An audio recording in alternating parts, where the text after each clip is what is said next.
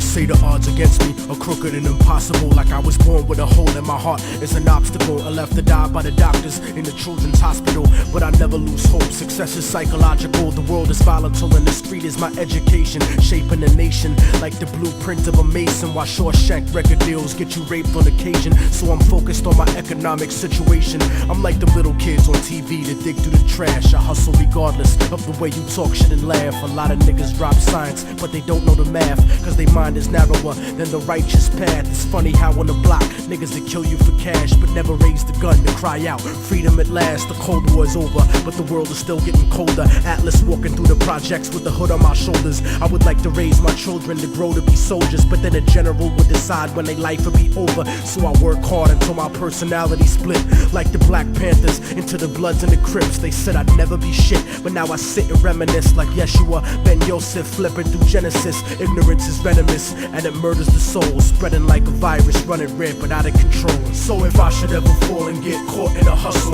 let them know that I died while I fought in the struggle. From the hood rats to rich kids lost in a bubble, spray painted on the streets and in the subway tunnels. Write it down and remember that we never gave in. The mind of a child is where the revolution begins. So if the solution has never been to look in yourself, how is it that you expect to find it anywhere else? Immortal technique in the streets, back on the hustle, cause 3 strikes to get you life for stuffing cracks in a duffel. Upstate behind steel gates, attacked in a scuffle, razor blade stuck on the side of pencils, hacked to your muscle. But the emptiness is what bleeds you to death when it cuts you, and it's the lawyers, not the inmates, scheming to fuck you, trying to fight the system from inside eventually corrupts you. But that's what you get when you put a corporation above you, and it's the people that love you that seem to hurt you the most. Sometimes when they die, you find yourself cursing a ghost, but you make success, nobody delivers your fate. Sometimes you give and you take, since prehistoric vertebrates crawled out of the lakes. And that's the truth about life, more to do with the ghetto than your car rims or your ice. Cause even though we survived through the struggle that made us, we still look at ourselves through the eyes of people that hate us. But I'ma make it regardless